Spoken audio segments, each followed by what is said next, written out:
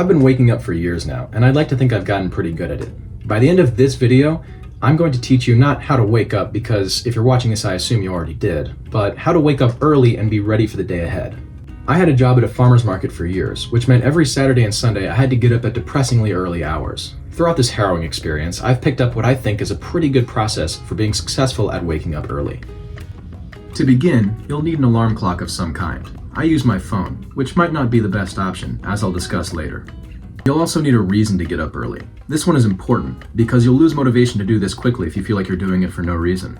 Potential reasons could include going to the gym, going to a career fair, or just going to work.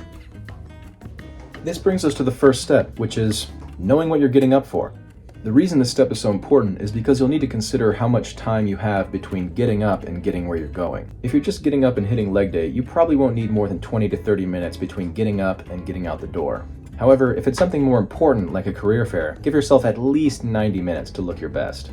There are a wide range of things you could wake up for, so consider this a crucial first step. Now that you know how much time you're going to need to give yourself, the next step is finding out the best time to wake up. Consider variables such as how long does it take to get to your destination? If you take public transport, what are the bus schedules for that day?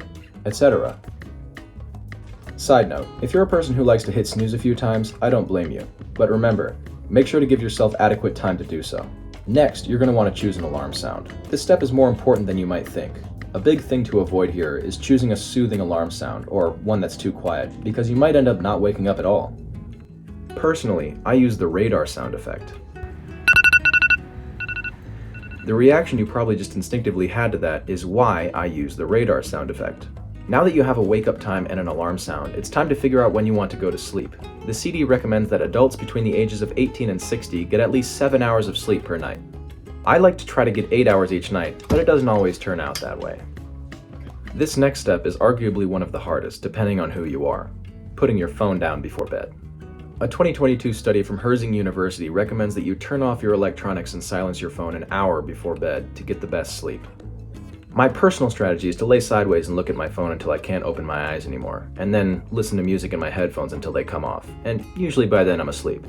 I don't recommend this, but I understand if you do. It's not like those Instagram videos are going to be there tomorrow. You gotta look at them now.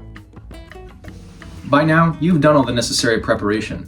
Now you just need to turn your lights off and go to bed. At this time, try to avoid thinking about the fact that you have to wake up early. The nights I get the worst sleep are nights where I'm constantly checking the clock to see how much time I have until I gotta wake up, and that just makes me nervous about the amount of sleep I'm getting. So try not to do this. Congratulations! If you've made it this far, all that's left to do is wake up, get out of bed, and get ready for the day ahead. You've set your alarm, gone to bed, and emerged from your comforter victorious. Now you too have the skills necessary to wake up early, no problem. Go get 'em, Tiger.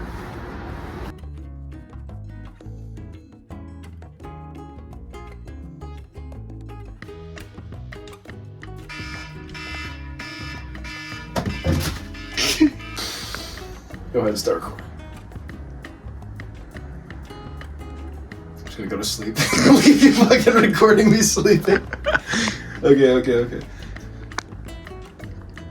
Congratulations. If you've made it this far, all that's left to do is...